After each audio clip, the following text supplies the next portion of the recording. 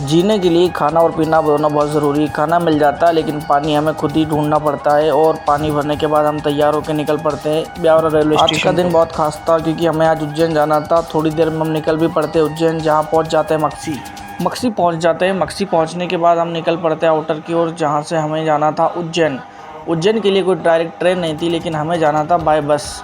मक्सी के स्टेशन के बाहर आ जाते हैं। अब हम बस में बैठ के निकल पड़ते हैं। रास्ते में बस में काफ़ी मज़ा आ रहा था और थोड़ी देर में उज्जैन भी पहुंच जाते हैं, जहां से हम ऑटो करके निकल पड़ते हैं हमारे डेस्टिनेशन की ओर।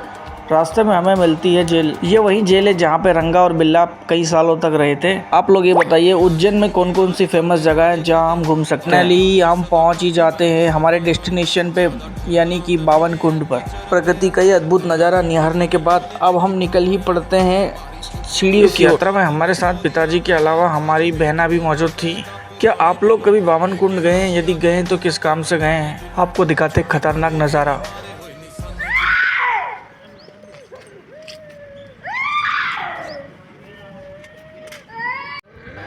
ये आंटी जी बहुत ज़ोर से चिल्ला रही थी। इनकी आवाज़ सुन के हमको थोड़ा सा डर तो लगा था, लेकिन आगे बढ़ जाते हैं हम हमारे काम की ओर। यहाँ पे एक नाला या नदी टाइप से कुछ था, जहाँ से दूर से पानी आने का एक रास्ता हमें दिखा। पानी यहाँ पे हल्का फुल्का आ रहा था और बहुत कचरा पड़ा हुआ था। ऐसा लग रहा था बहुत गंदगी है यहाँ पे, लेकिन पानी आ रहा था नदी या नाले से। फिर हम धीरे धीरे बढ़ जाते हैं आगे, जहाँ हमें नहाना था। नहाने की ओर बढ़ते हैं, लेकिन यहाँ भी पानी भरा हुआ था। धीरे धीरे अपने नन्हे नन्हे कदमों को आगे बढ़ाते हुए हम पहुँच जाते हैं नहाने की ओर, जहाँ हमारी बहना और पिताजी भी थे। अब फाइनली हमारा जाना यहाँ हो गया था। हमारा टाइम हो चुका था नहाने का। पंडित जी ने मुहूर्त देखा और हमने मारी एक डुबकी लगाने के साथ ही हमको लगता है कि हमारे पाप अब धुल चुके हैं, वो भी वॉशिंग पाउडर निरमा से।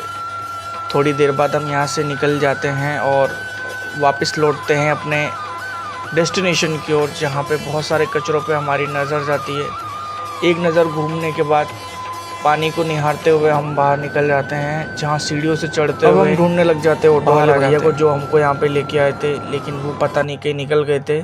थोड़ी देर बाद ऑटो में बैठ के हम वापस निकल जाते हैं उज्जैन जंक्शन की ओर। टिकट लेने के बाद हम निकल पड़ते हैं प्लेटफॉर्म नंबर 4 पे, जहाँ हमारी ट्रेन हमारा इंतज़ार कर रही थी। तभी एक नज़ारा हम देखते हैं जहाँ पे एक भाई को टीसी ने पकड़ लिया था, क्योंकि बिना टिकट के यात्रा कर रहा था, लेकिन बेचारा लड़का पकड़ा गया। अब ये लोग इसको छोड़ेंगे नहीं, पता नहीं कितने से लपेटेंगे। थोड़ी देर बाद ट्रेन भी निकल जाती है और वो भाई भी पैसे दे के स्लिप ले लेता है। अब हमारी ट्रेन आगे बढ़ चुकी थी और ये पंडा जी बैठे हुए थे हमारे साथ, जो कि बहुत गंभीर स्थिति में और मुद्रा में बैठे थे। ट्रेन धीरे धीरे आगे बढ़ती है और फिर से हम मक्सी पहुँच जाते हैं, जहाँ ट्रेन थोड़ी देर रुकती है और बाद में फिर हम निकल पड़ते हैं ब्यावरा। पहुंचने के साथ साथ हम जाते हैं केयर हॉस्पिटल के मेडिकल पे, जहाँ से हमको लेनी थी थोड़ी बहुत दवाइयाँ, लेकिन वो मेडिकल वाला भाई आज कहीं निकल गया था। थोड़ी देर इंतज़ार करते हैं और थोड़ी देर बाद वो भाई आ जाता है, जिससे हम दवाइयाँ ले लेते हैं। दवाई लेने के बाद अब हमारा समय हो गया